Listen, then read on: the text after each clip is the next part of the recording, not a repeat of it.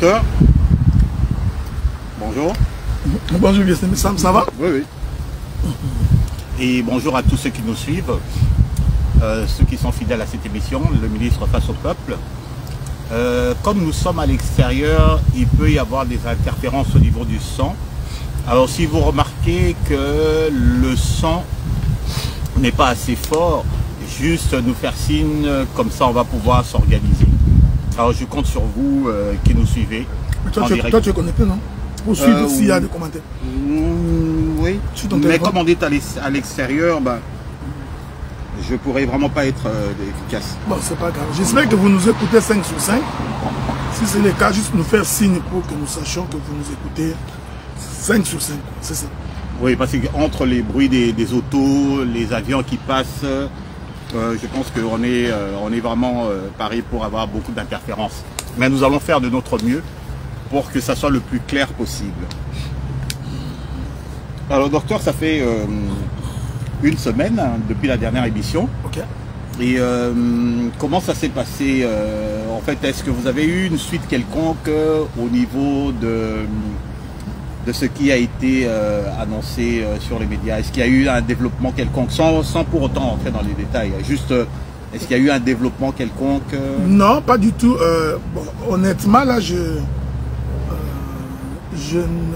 ne suis pas intéressé. Donc, j'essaie de ne pas faire fi à cela. J'essaie également de ne pas suivre ce qui se raconte pour ne pas m'éloigner de ce qui est important.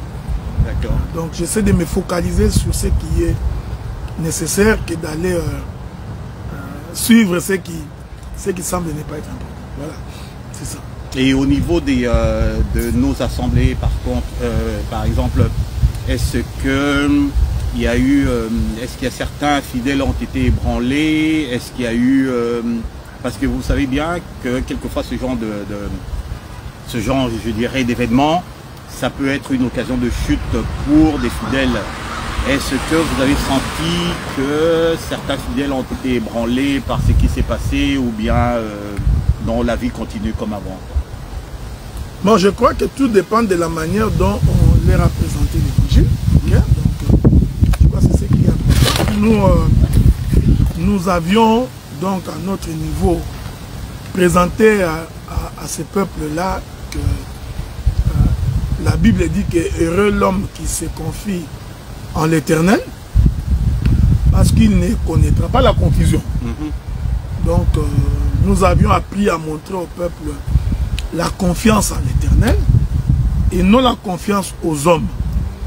Et nous leur avons également appris à placer leur confiance en l'Éternel. Alors que je crois que chacun de frères et de sœurs a son expérience personnelle avec Dieu. Donc il est assez grand pour juger de ce qui est doctrinal, de ce qui ne l'est pas. Il est vrai que au niveau de nos deux églises, c'est-à-dire à Montréal et à Ottawa, je ne me suis pas encore prononcé. Donc je me prononcerai demain. C'est demain je me prononcerai. C'est demain qu'ils m'écouteront personnellement de façon officielle. Mais sinon dans l'ensemble, ça va. Ok, la vie continue. Oh, la vie continue. Ok, et puis fort est de constater que le collège des ministres s'est élargi avec un nouveau membre et on ne peut que s'en féliciter. Non, non, mais d'abord, nous sommes très ravis d'avoir parmi nous le pasteur Azaf, qui est devenu notre collègue, de façon officielle, mais il ne faut pas oublier que Azaf est avec nous, ça fait pratiquement 8 ans. Okay? Donc 7 à 8 ans qu'il est avec nous. Je crois que l'État était arrivé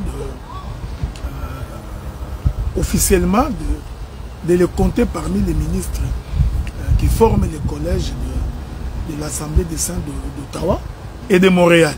Okay? Donc, mais sinon, le reste, tout continue comme avant. Alors, comme vous l'a dit le docteur, tout continue comme avant. Et nous aussi, nous allons continuer dans la lancée de nos interventions. Et aujourd'hui, le thème est un peu particulier. parce que nous allons parler de ce qui se passe, parce que comme vous le savez, c'est bientôt en fait, Kinshasa et la République démocratique du Congo est en effervescence, parce que bientôt aura lieu les élections présidentielles. Alors tout le monde en parle, les alliances se font un jour, les coalitions, les dessous de table, etc. Toutes sortes de manœuvres sont mises en place justement dans la préparation de cette élection. Alors nous, ce qui nous intéresse en fait, c'est de savoir comment tout cela a un impact quelconque sur les saints de l'Éternel. Donc au niveau des assemblées, au niveau des fidèles, en fait au niveau de la chrétienté en général. On va pouvoir examiner qu'est-ce qui se passe au niveau des assemblées chrétiennes en fonction des élections qui sont proches. C'est quand en fait les élections? Je crois que les élections devraient avoir lieu le 19 ou le 20 décembre, je crois, okay. À ma connaissance, en République démocratique du Congo. Bon, nous essaierons de partir d'un cas particulier, qui est celui de la République démocratique du Congo, mais en réalité, nous allons extrapoler. Hein? Oui. Donc, comme on dit en science, nous ferons de l'induction. Nous partirons donc d'un cas particulier pour aller voir qu'est-ce que la Bible dit en fonction de ce genre d'événements et quelle est la position de l'Église par rapport à cela. Donc, à ma connaissance, donc, ces élections-là auront lieu au mois de décembre.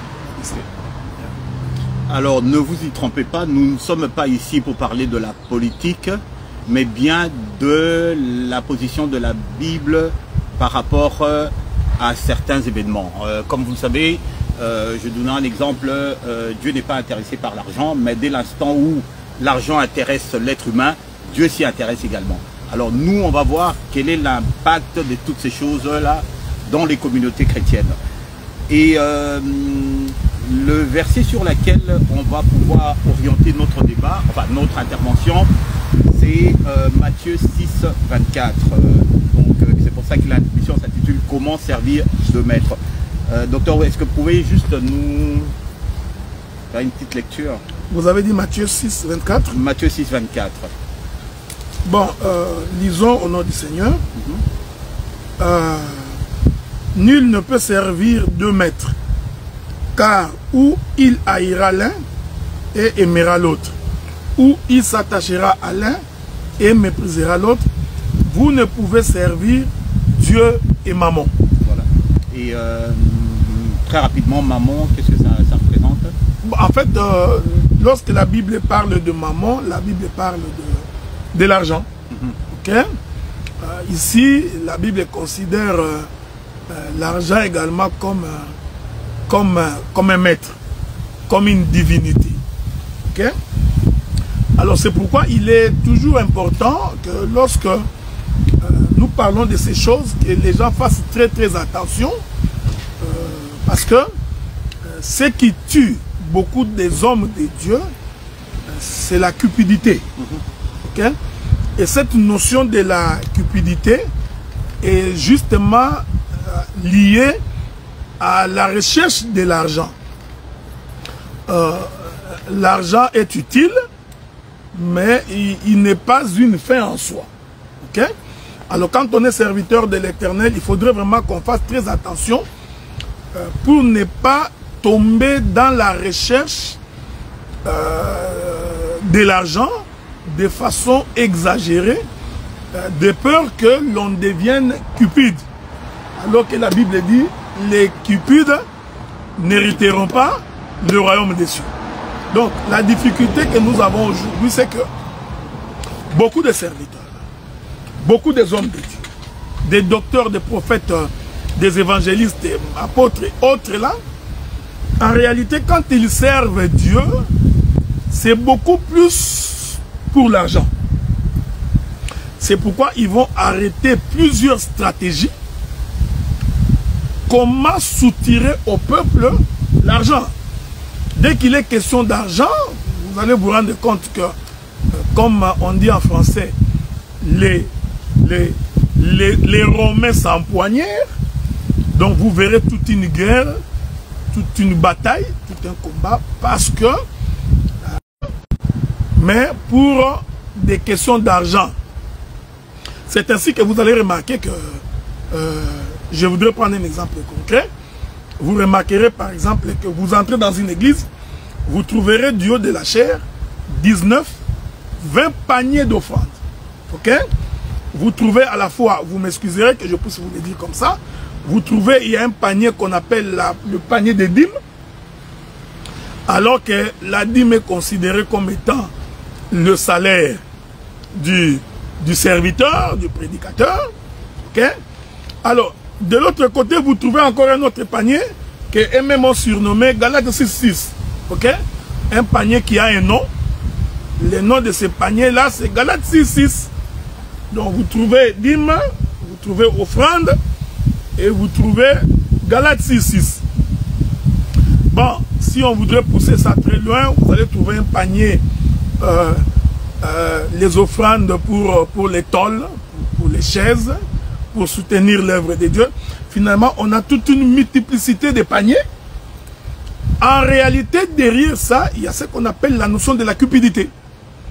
Et cette notion de la cupidité, c'est ce qui fait qu'aujourd'hui, beaucoup de serviteurs sont corrompus parce qu'il y a la part de l'argent. Je vais donner un exemple concret. Je suis le docteur Adela, donc je commets un péché. J'ai fait quelque chose qui n'est pas de mauvais, quelque chose de mauvais. Au lieu d'être excommunié. Au lieu... C'est frère, c'est un provocateur. Ça, on en parlera si le Seigneur le veut. Donc, je fais quelque chose de mauvais, ok? Tout le monde sait que je suis un impudique, un coureur de jupons, je prends les femmes dans l'église, je couche avec des femmes, je suis un voleur, un escroc. Beaucoup de membres, beaucoup de ministres le savent. Mais comme je suis ministre au Canada, il faut se le dire entre nous, hein? Donc je suis quand même au Canada, hein? L'un des plus grands pays du monde, le plus stable sur le plan financier et sur le plan social. Alors certains ministres de Dieu vont fermer les yeux sur mon péché, tout simplement parce qu'ils se disent que si nous allons là-bas et que nous prêchons, nous sortirons avec un $100, avec un $200, avec un $300. Vous voyez? Donc le présent fait quoi? Va corrompre les jugements des hommes. C'est ça la cupidité. C'est-à-dire que pour un besoin quelconque de gloire, pour un besoin quelconque matériel, pour être servi matériellement, certaines personnes décident donc de brader la doctrine. Voyez-vous? Donc c'est ce que nous appelons la notion de la cupidité. C'est une notion de la cupidité. Donc lui, il attend que l'œuvre de Dieu atteigne 150 personnes, 100 personnes, 80 personnes, parce qu'il s'est dit dans sa tête, lorsqu'il j'irai là-bas, qu'est-ce qui va arriver? Oh, il y a beaucoup de vent. Hein? Il s'est dit que lorsque j'irai là-bas, donc le panier d'offrande va être aussi considérable. Donc, cette notion de la cupidité, c'est une notion qui anime beaucoup de prédicateurs. Voyez-vous? Donc, quand il s'agit de 10 membres, 12 membres, il ne peut pas y aller. Mais dès qu'il se rend compte que c'est une église de 50 membres, 60 membres, c'est comme ça que vous allez voir beaucoup de prédicateurs. Ils se battent pour venir prêcher en Occident. Hein? Ils ne veulent plus aller dans des villages. Donc, ou s'ils vont dans des villages, ils vont dans des zones minières. Okay? Donc, il sait que si je vais à Kilomoto, par exemple, comme c'est une zone minière, la contribution est il y aura beaucoup d'argent qui circule. Donc, il n'y va pas pour la cause de l'évangile.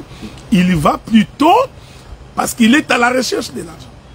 Ouais, donc, tu vois à peu près. C'est comme ça que nous allons amener ça face aux élections en République démocratique du Congo pour que vous compreniez les enjeux qui sont en place. Voilà un peu. Alors, bien entendu, cette situation, cette cupidité exagérée fait qu'il y a des chrétiens, aussi bien, surtout les dirigeants des églises, n'hésitent pas à avoir des collisions avec des hommes politiques. Et cela va même plus loin. Il y en a même qui rejoignent des sociétés occultes. Et tout ça pour des motivations pécuniaires Ce qui est évidemment en totale contradiction avec la doctrine que nous prêchons. Alors donc nous avons rappelé tout à l'heure Matthieu 6, 24. Et alors, vous voulez intervenir, docteur? Non, parce que je voulais dire quelque chose de très important là-bas. Il faut d'abord que le peuple comprenne que tout ce que nous faisons, tout ce que nous voulons accomplir, il faut que nous le fassions en conformité avec la parole de Dieu. Dans le monde, la seule nation qui porte le nom de Dieu, c'est Israël. Et c'est seulement en Israël que l'Éternel Dieu décide de qui sera le roi. C'est très important. Donc, selon Dieu, je voudrais préciser ça. Selon Dieu, le président de la République ne peut pas émaner d'une élection. Ok? Selon Dieu, il n'y a pas de démocratie. Il n'y a pas de démocratie pour sa nation. C'est important que vous compreniez ce que je dis. Mais pourtant, dans le cas d'Israël, justement, dans le cas du premier roi d'Israël, bon, ce qui est un cas particulier, Dieu les a laissés faire. Mais Dieu, regardez, mais pour que Israël demande le premier roi, la Bible dit qu'ils sont allés voir Samuel et ils ont dit à Samuel que nous avions observé les autres nations et nous avions trouvé qu'ils ont des présidents, ils ont des rois. Nous voudrions également, comme les autres nations, que nous puissions également avoir un roi qui régnerait sur nous. Déjà là, ça pose un problème. C'est-à-dire que le modèle qu'Israël choisit, il ne choisit pas le modèle de Dieu. Selon Dieu. Il choisit ce qu'il a vu faire les nations. C'est très important. Et Dieu va dire à Samuel, en réalité, Israël ne t'a pas rejeté, Israël m'a rejeté. Donc il est important que les gens comprennent que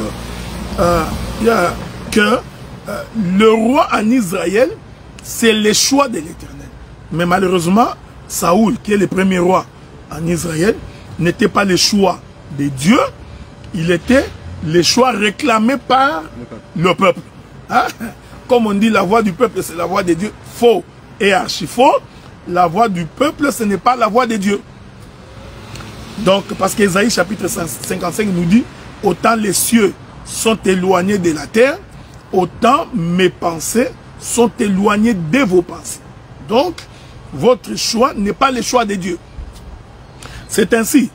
Lorsque nous rentrons dans Genèse chapitre 49, nous nous rendons compte que l'Éternel, en bénissant Juda,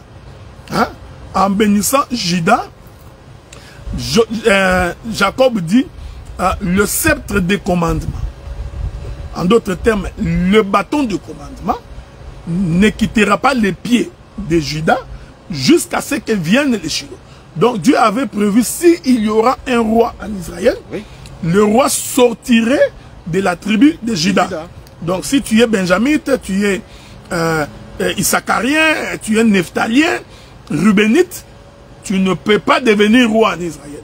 C'est pourquoi Saoul, qui était de la tribu de Benjamin, c'est un roi que l'Éternel n'avait pas choisi. C'est ainsi que dès son premier péché, Dieu l'a rejeté. Voyez-vous?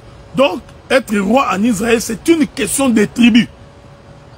C'est si important. C'est pourquoi nous disons, les pays d'aujourd'hui, les nations d'aujourd'hui, ceux qui sont présidents dans ces nations, ils ne le sont pas selon la doctrine de la parole. D'accord. Okay? Ils le sont par démocratie, ils le sont par élection. D'ailleurs, je voudrais vous informer que la démocratie est la nouvelle religion du monde. Hein? Donc la nouvelle religion satanique s'appelle la démocratie. Il faut le savoir. C'est au nom de la démocratie que tout y est permis. Okay? C'est au nom de la démocratie qu'on peut marcher nu. C'est au nom de la démocratie que les gens peuvent suivre en direct la mort de quelqu'un. C'est au nom de la démocratie qu'on insulte les gens sur Facebook. C'est au nom de la démocratie, voyez-vous, donc la démocratie. Voyez, donc c'est une nouvelle religion qui est en train de prendre forme. Et vous allez remarquer que quand tu n'es pas démocrate, tu n'as pas de place dans le monde. Yeah. Donc, à cela, nous disons que le roi de la terre, ils ne le sont pas selon la volonté de Dieu. Non. Ils le sont parce que Dieu a permis. C'est très important. Dieu laisse faire parce qu'il a un plan à réaliser. Mais ils ne sont pas le choix de Dieu. C'est très important. Maintenant, je voudrais dire 2 mots avant que vous veniez. En Israël, quand le roi monte au trône, le roi, lui, il est contrôlé par le prophète. Je vais le dire autrement. Le roi qui gère la politique du pays. Ce roi-là, il est sous le contrôle du sacerdoce lévitique. C'est-à-dire, si le roi se détourne de la voie de l'Éternel, le prophète a pour mission de venir et de rappeler au roi que tu t'es éloigné de la voie de Dieu. Avez-vous remarqué ça? Donc, la mission du prophète n'était pas pour venir faire des courbettes auprès du roi. La mission du prophète n'était pas venir auprès du roi pour avoir de l'argent, non pas pour avoir de largesse. Le prophète, quand il s'est présenté devant le roi, c'est que le roi a fait quelque chose qui est contre la parole de Dieu. Uri, quand il s'est présenté devant David, c'était pas pour le... C'est Nathan. Excuse-moi, Nathan, quand il s'est présenté devant David, c'était pas pour lui caresser dans le sang. Non, c'est pourquoi nous voulons dire ça. Regardez, le jour où David a pris la femme d'Uri, jusqu'à entraîner la mort d'Uri, quand le prophète se présente devant le roi, c'était pour rappeler au roi que tu t'es mal comporté. Ah, les gens disent qu'il y a beaucoup de coupures. Je crois qu'il y a interférence entre la connexion de la maison et la connexion de mon Wi-Fi. On va essayer de régler ça, s'il vous plaît. Souffrez, hein? Souffrez que nous réglions cela. Donc, bon, on va enlever ça. Ok. Je crois que c'est pour éviter qu'il y ait des coupures. Regardez. Donc, quand le roi, quand le prophète s'est présenté devant le roi, il venait lui rappeler le péché. Ok? Donc, le prophète ne venait pas pour faire des courbettes. Le prophète ne venait pas parce qu'il recherchait l'argent. C'est pourquoi aujourd'hui les serviteurs de Dieu, quand ils demandent audience, quand ils demandent l'audience au président des républiques, de plusieurs républiques, ils les demandent pour aller chercher l'argent. Je suis même étonné qu'il y a de groupes d'intercession formés pour prier pour le président. Ben, en quoi est-ce que ça serait malséant? Mais ce serait malséant parce que le président de la République doit avoir son église locale. Il doit, comme tous les membres de l'église locale, aller assister au culte. Vous savez, c'est ce que j'ai dit. Vous confondez, les gens sont en train de confondre les choses de Dieu. Donc un président de la République, il est d'abord un membre fidèle, même s'il est élevé en dignité. C'est un membre d'une église locale, c'est un frère. Donc en étant frère, il a l'obligation, comme tous les autres frères, d'aller assister au culte, d'écouter la parole, de donner son offrande, de payer les salaires des serviteurs. Ok? Donc, nous, en tant que ministre de Dieu, c'est ce que je suis en train de dire, moi je suis un ministre de Dieu, je ne peux pas être le serviteur d'un président de la République. Je m'excuse pour ça. J'ai un peu la fierté d'être le serviteur du roi des rois. Donc on ne peut pas me prendre moi, faire de moi l'intercesseur du roi ou d'un président. C'est pourquoi j'ai dit, donc tous ces gens-là qui se sont constitués en équipe d'intercession, qui sont coffrés dans des palais présidentiels, en train de faire des veillées de prière, en train de prier nuit et jour pour le président. Ce n'est pas efficace, vous croyez? Ah mais regarde, ce sont des aventures. Ce sont des aventures. Vous savez pourquoi ce sont des aventures? La Bible dit que quiconque éloigne la loi de Dieu de sa bouche, sa prière est une abomination. Donc si le président de la République ne craint pas Dieu, vous voyez que votre prière ne sert à rien. Si votre président de la République, il est dans les sens occultes, mais pourquoi vous perdez votre temps à prier? Si le président de la République, il est dans la magouille, il est dans la fraude, il n'est pas honnête, votre prière est une abomination. Vous comprenez ce que j'ai dit? Si les membres de son gouvernement sont dans les sens occultes, c'est là où j'ai des difficultés pour comprendre les ministres d'aujourd'hui. Voyez-vous? Donc, c'est pourquoi j'ai toujours dit aux gouvernants, qu'ils sont en train de choisir des mauvais serviteurs. Des serviteurs qui sont en fait des charlatans, qui mentent au nom des dieux. Voyez-vous? Je vais prendre un autre exemple. Du temps du prophète Michée. Lorsque le roi Josaphat vient voir le roi Akab, parce que Akab a appelé Josaphat, il dit, je voudrais aller en guerre, je voudrais que tu m'accompagnes dans cette guerre. Josaphat lui pose la question, qu'est-ce que les prophètes disent? La Bible dit que Sédéchias qui était le souverain sacrificateur, le prophète qui gérait. Parce que Sédéchias c'était le président de tous les prophètes. Okay? C'est ce que les gens appellent aujourd'hui la communauté des pasteurs, hein, ou la pastorale, je ne sais pas comment vous appelez ça, ou quoi, l'association des églises de réveil. Vous voyez, ça, parce qu'on en parlera aussi, hein, pour les assemblées de saints. Alors les églises de réveil se réunissent, bon, ils vont voter quelqu'un qui est leur président. C'est probablement Dodo, je ne sais pas si Dodo Kamba. Ok? L'église Kimbangiste se réunit aussi, ils ont leur président, je ne sais pas comment il s'appelle, Djangenda ou quoi, je ne sais pas son nom. Alors l'église catholique aussi se réunit et ils ont aussi leur président. L'église protestante, vous voyez, ces associations-là, cet esprit-là n'a pas commencé aujourd'hui. Hein. Du temps de Sédéchias, ça existait. Donc Sédéchias était entouré de plusieurs prophètes. Et lui, Sédéchias, était le porte-parole, le président de cette association. Il avait accès auprès du roi Akab. Mais le roi Akab était incorrompu. C'était un roi qui s'était détourné de la voie de Dieu. Il a écouté la voix de Jézabel. Il a introduit le culte des dieux païens en Israël, tout le monde le savait. Mais il y avait quand même un groupe de gens qui s'appelaient hommes de Dieu qui continuaient à soutenir Akab. Vous comprenez? C'est pourquoi Salomon dit, il n'y a rien de nouveau sur la terre. Ce qui est a été et sera. Donc ce qui se passe aujourd'hui dans le monde, ce n'est pas quelque chose de nouveau. Ça a toujours existé. Remarquez cela.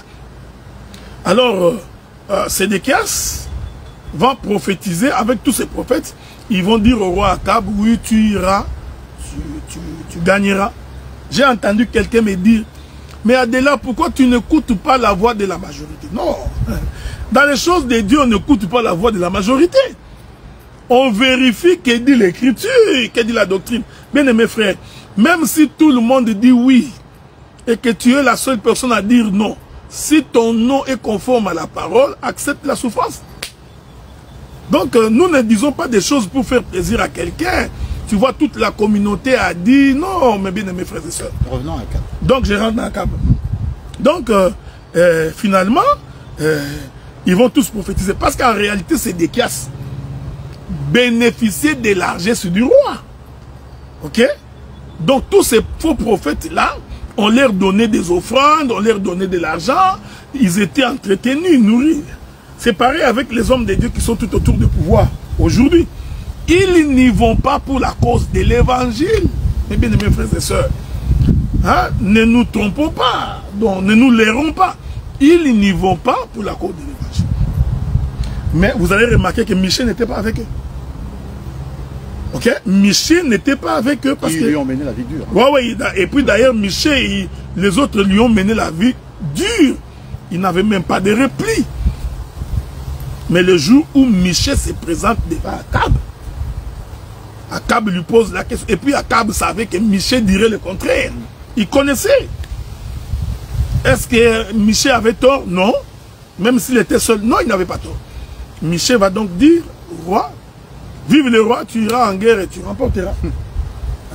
Akab dit non. Michée, je te connais. Dis-moi ce que l'Éternel dit. Alors Michée prendra la parole. Il dit, j'ai vu Israël sur une montagne dispersé. C'était une façon de dire que on tuera le roi et les brebis se disperseront. Qu'est-ce que je voudrais dire? Tous ces regroupements, toutes ces associations qui se créent la veille des élections pour avoir une voix auprès du pouvoir, ils les font pour des raisons de cupidité. Vous comprenez? Il y a des âmes qui meurent dans la forêt équatoriale. Il y a des âmes qui meurent dans la forêt d'Amazonie. il y a des âmes qui meurent dans le monde, dans des coins les plus reculés. Donc, les hommes de Dieu ne se réunissent pas pour trouver des stratégies d'évangélisation. Non, ils ne se réunissent pas pour aller voir comment gagner les gens à Christ. Non, ils se réunissent, je l'ai dit sans risque d'être contredit, parce qu'ils savent que nous sommes la veille des élections.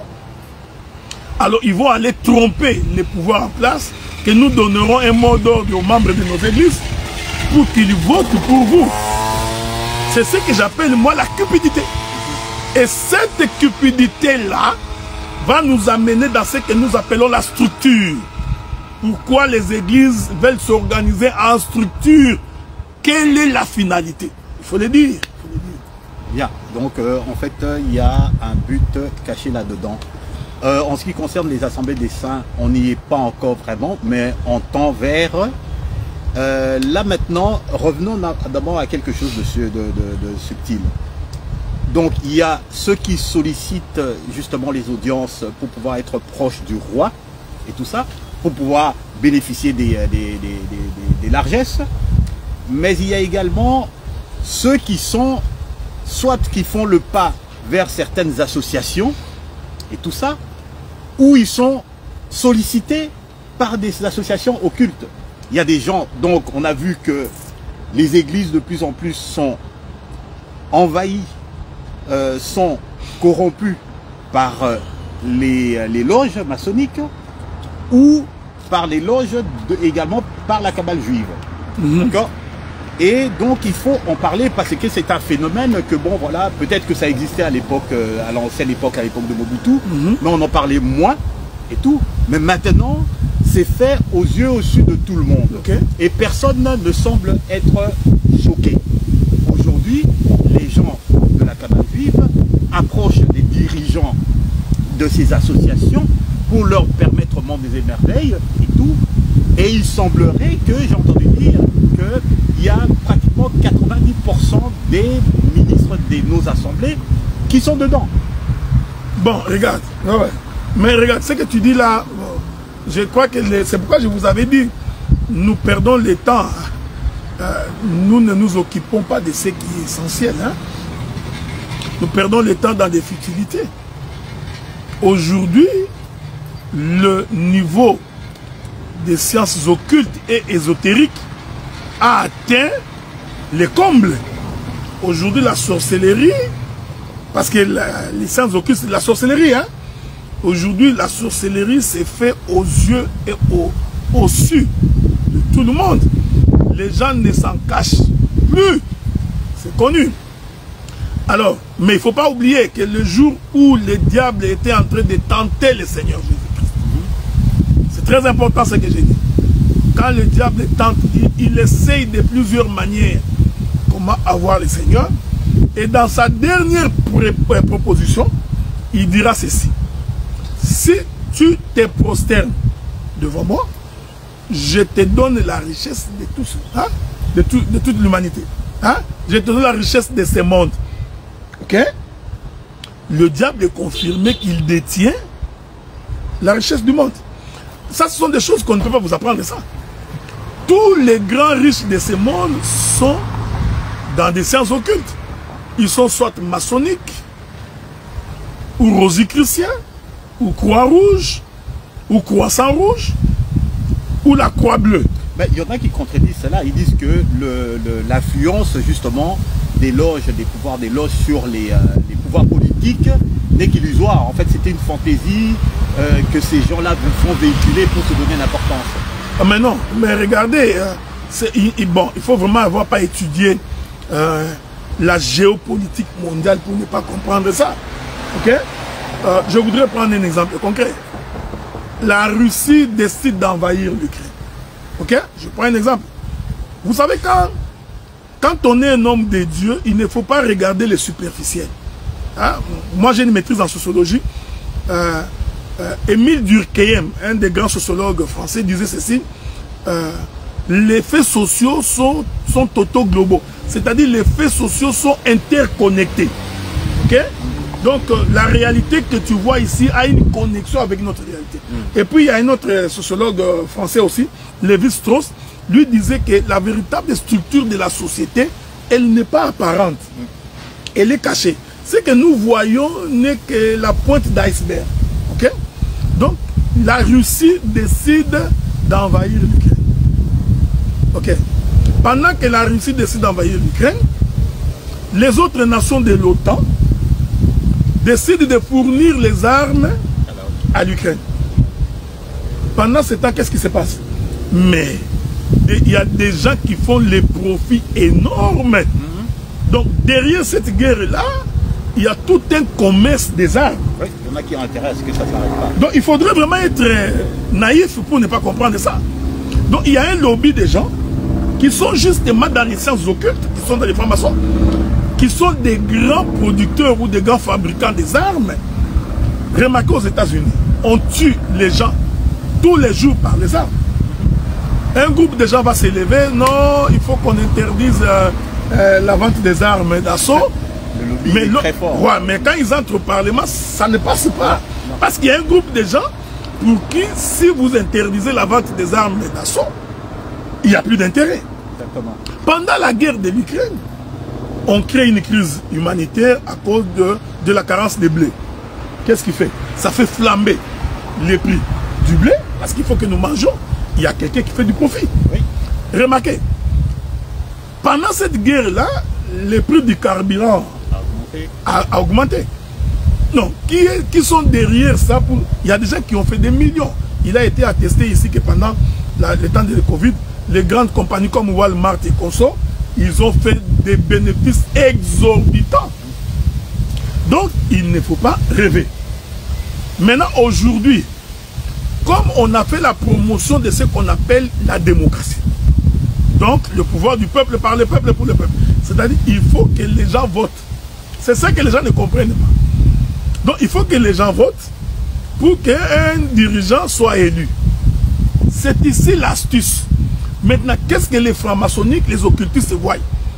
Lorsqu'ils constatent qu'on est en face de quelqu'un, un leader, parce qu'il est leader, c'est un talent qu'il a reçu de Dieu, et que ce leader-là a la capacité de fédérer les gens, beaucoup de gens vers lui. Ça, c'est un bassin pour les élections. C'est un bassin pour la démocratie. Qu'est-ce qu'ils vont faire? Ils vont, à ce titre-là, approcher cet homme pour lui dire, voici les avantages que tu tireras si tu viens avec nous. Ainsi, beaucoup d'hommes de Dieu, beaucoup de serviteurs, voulant gagner la part facile, vont tomber dans ces pièges-là et ils vont se retrouver dans les sciences occultes. Et les gens qui sont dans les sciences occultes, remarquez, ce sont des gens qui n'ont pas pitié. Ce sont des gens en réalité à qui il n'y a ni compassion, ni miséricorde. Ces gens-là, tu peux mourir, mais quand il s'agit de son intérêt pécunier, il est prêt que tu meurs. C'est-à-dire, si tu te mets sur son chemin, alors qu'il lui, il a un objectif à atteindre, tu disparaîtras quoi qu'il arrive. Donc, ce sont des gens qui n'ont pas de cœur.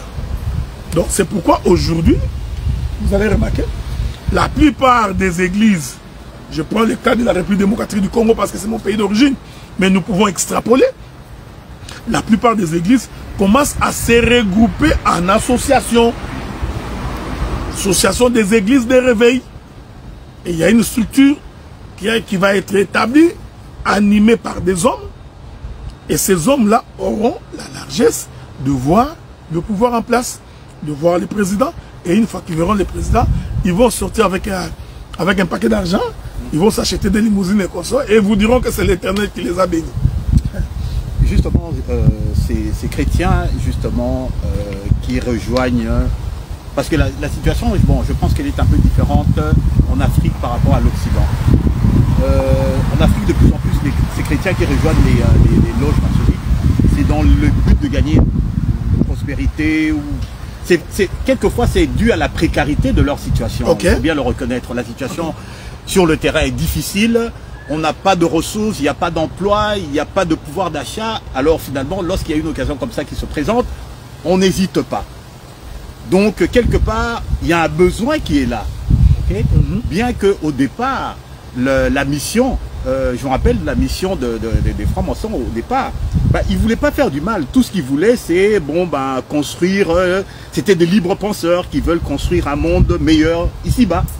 D'accord? Même s'ils se sont un peu écartés de...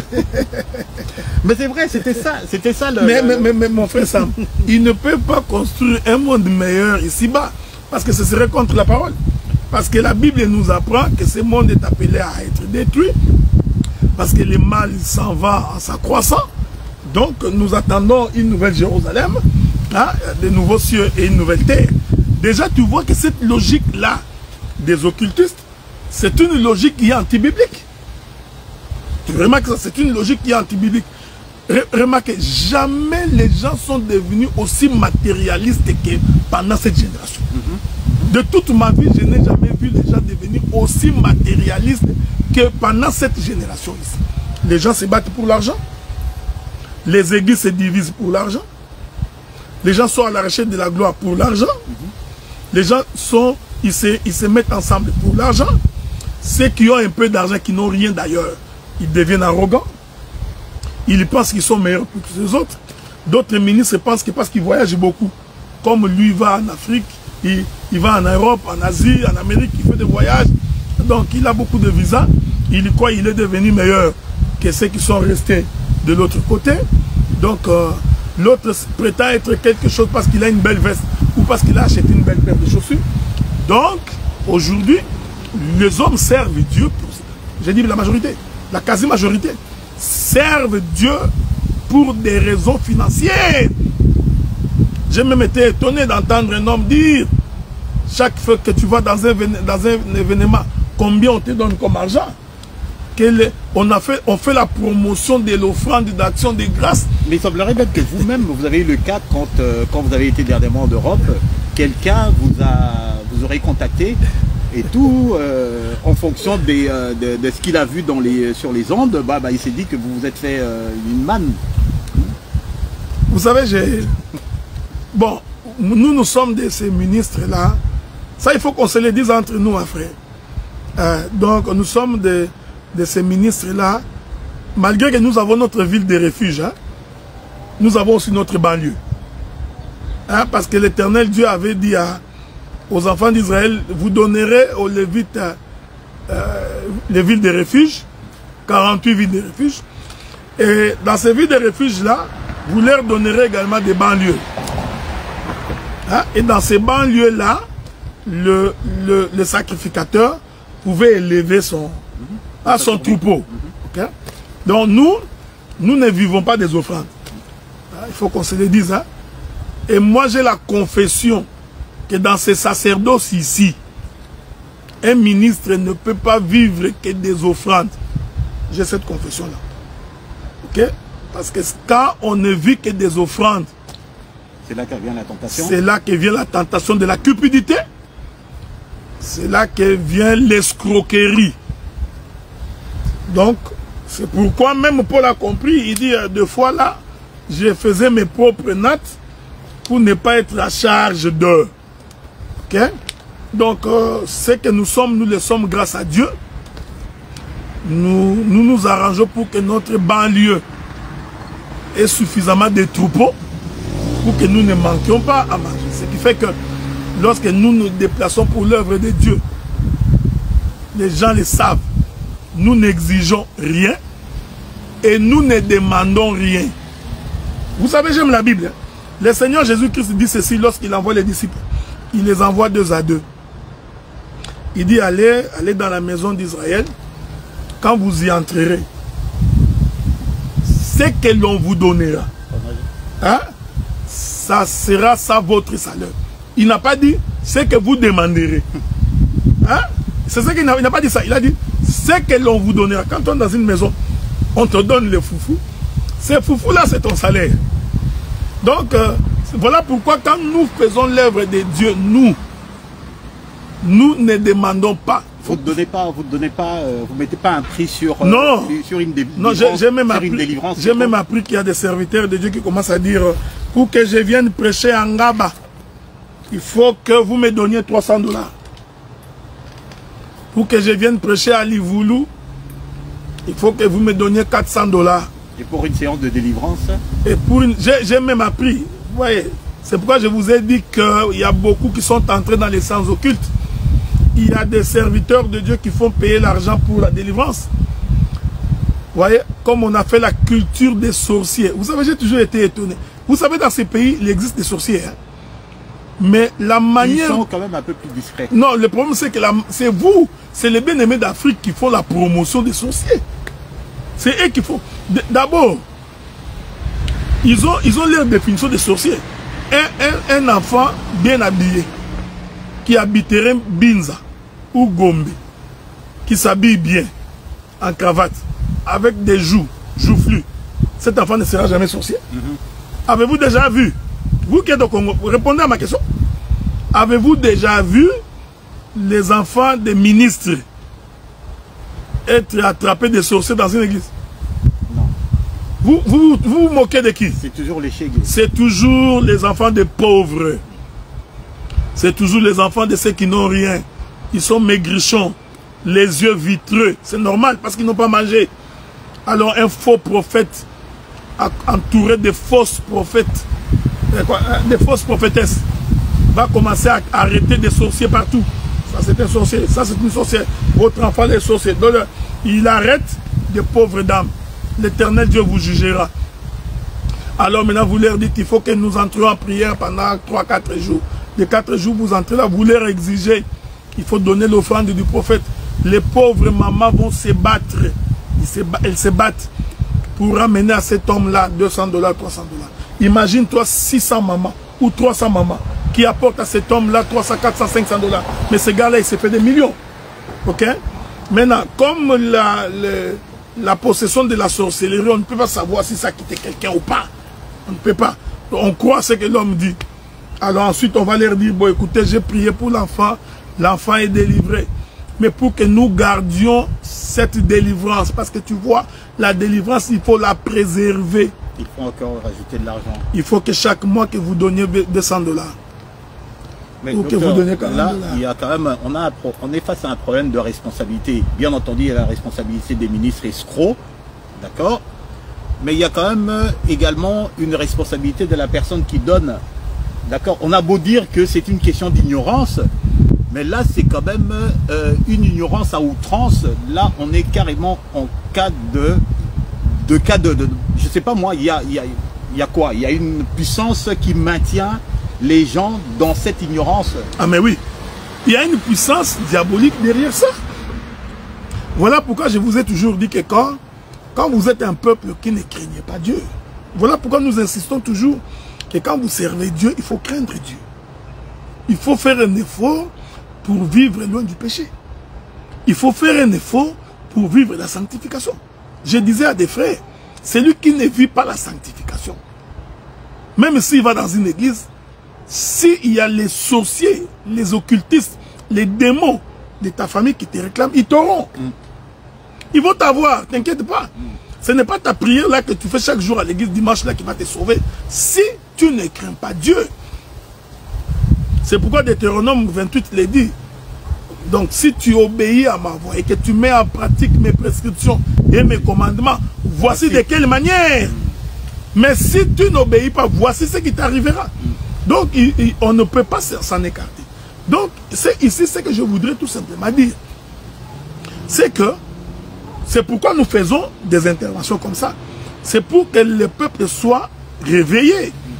Nous vous apportons ces connaissances pour que vous compreniez que nous avons aujourd'hui beaucoup de commerçants dans nos églises. Beaucoup de gens qui ne servent pas Dieu, qui sont là à la recherche de l'argent. Nous en avons beaucoup. Beaucoup qui sont devenus des gangsters. Ok? Donc, lui, quand il fait des déplacements, c'est pour aller faire des collectes. Il y a même des gens, parce qu'il veut venir en Europe, il n'a pas les billets d'avion, il va improviser une tournée à Ouacha ou à Kilomoto. Tu vois? Il va là-bas, il n'a même pas la prédication. Il prêche, comme c'est un grand prédicateur, on le connaît, c'est notre prédicateur. Les gens réunissent l'argent, ils lui donnent $3 000, $4 000. Il vient ici, s'achète un billet, il vient en Europe et il se vante que Dieu est avec lui. Non. Donc, il faut donc que les gens sachent que il faut sortir de l'ignorance. Et cette ignorance-là fait finalement que beaucoup d'hommes de Dieu, comme ils sont à la recherche de la gloire, à la recherche de l'argent, ils rentrent dans les associations. Ils rentrent dans les regroupements. Ok? Est-ce que vous comprenez ce que je dis? Donc aujourd'hui, je suis en train de tirer la sonnette d'alarme. Parce qu'il faudrait considérer qu'aujourd'hui, ce que nous appelons communément les assemblées des saints, parce qu'il y a aujourd'hui une multiplicité des églises dites assemblées des saints. Maintenant, il y a un groupe de gens qui s'est déplacé pour aller voir le pouvoir en place, pour dire... Au niveau des... qui viennent des assemblées des saints. Ouais. Ils sont allés voir le pouvoir en place, ils ont dit, nous sommes une grande communauté. On leur a dit non, vous faites partie des églises de réveil. Dodo Kamba est votre représentant. Ils ont dit non, Dodo Kamba n'est pas notre représentant. Ce qui est vrai. Parce que nous n'avons pas la même doctrine que les gens des églises de réveil. Nous sommes les assemblées des saints, voici notre doctrine, voici ce que nous sommes, voici ce que nous sommes. Voilà. Maintenant, le pouvoir en place exige que vous vous organisiez en un regroupement et que vous désigniez quelqu'un pour vous représenter. Tous les combats se trouvent là. Okay. Maintenant, nous, en tant qu'enfants de Dieu, en tant que saints, nous devons donc faire très attention pour ne pas tomber dans la dénomination. Parce que si on ne fait pas attention, nous deviendrons dénominationnels. C'est ça le combat que je suis en train de livrer aujourd'hui. C'est à cause de cela probablement que je suis en train de m'attirer la foudre de beaucoup. Oui. Donc, les assemblées des saints ne peuvent pas devenir une dénomination ayant une structure, laquelle structure chapeautée par un groupe de gens. Lesquels groupes de gens vont maintenant avoir accès au pouvoir en place pour tirer les dividendes pécuniaires. Et qui leur a donné même ce mandat-là d'aller nous, soi-disant, nous représenter. C'est ce que j'ai dit. Donc ici, nous sommes en train de sonner. Ok? La sonnette d'alarme, nous vous avisons comme une sentinelle pour faire attention, pour que nous ne tombions pas dans ces pièges-là. Le ministère nous a été donné pour que les gens se convertissent. Pour que les gens se convertissent, qu'ils y croient au Seigneur et qu'ils se préparent pour l'enlèvement. Le ministère ne nous a pas été donné pour que nous devenions le porte-parole d'un groupe de gens auprès d'un gouvernement. Non. Donc les gens sont en train de regarder ce que les autres nations font et ils voudraient copier cette manière-là. C'est pourquoi tu entendras un ministre de l'Évangile qui est en train de dire, oh, notre foi telle, hein, il s'est acheté des maisons. Nous avions perdu notre temps.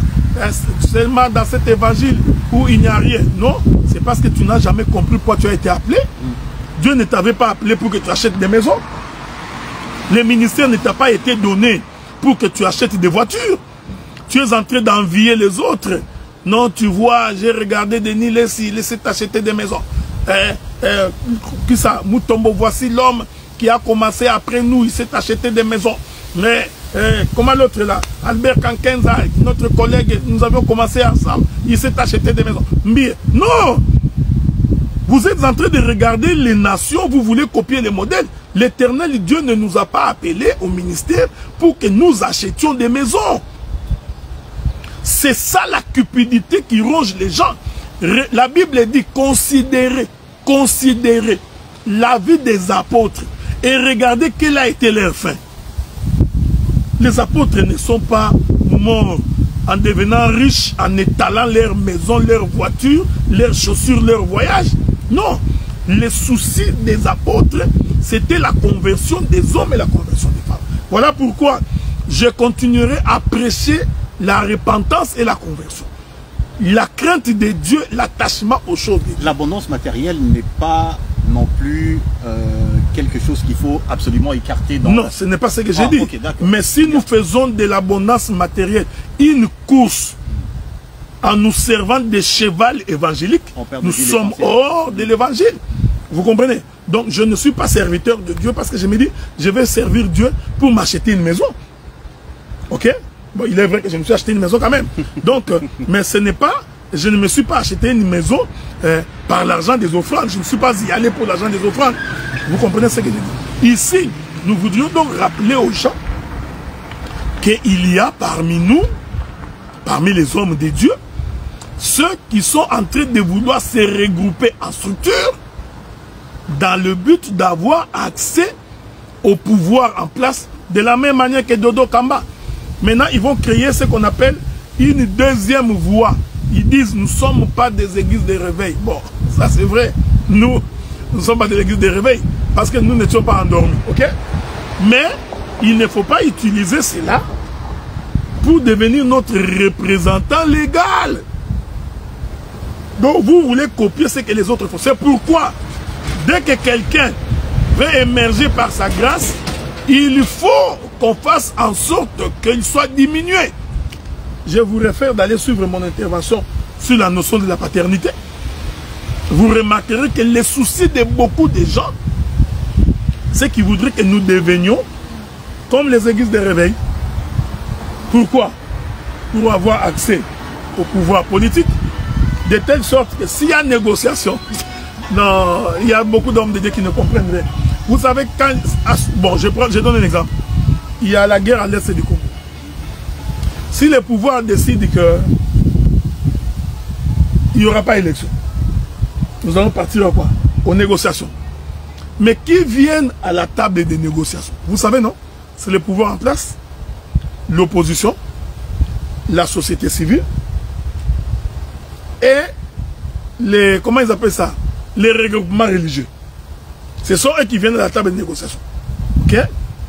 Et aujourd'hui, au Congo par exemple, donc les regroupements religieux qui sont reconnus, qui viennent dans la table des négociations, c'est les catholiques, les protestants, les kimbanguistes et tous les églises de réveil réunis. Ok? Il se fait malheureusement que nous ne sommes pas l'église de réveil. Maintenant, il y a certaines personnes qui ne comprennent pas les intentions des uns comme des autres. Comme nous ne faisons pas partie des églises de réveil, il faut que nous créions notre propre force. Mais bien aimés frères, la force de ce que nous appelons les assemblées de saints se trouve dans l'évangile. Dieu ne nous a pas rendus forts pour que nous ayons accès au pouvoir politique. Je disais à un frère, là où nous sommes arrivés aujourd'hui, nous les sommes arrivés avec Dieu. Pourquoi devrions-nous changer de méthode maintenant? Pourquoi? Pourquoi devrions-nous? Là où nous sommes arrivés avec Dieu. Aujourd'hui que nous sommes arrivés ici, vous voudriez que nous allons nous corrompre en créant une communauté qu'on appelle la communauté des assemblées des saints. Que moi j'ai toujours dit que cette communauté, elle est communauté par la parole. Ça a quand même servi...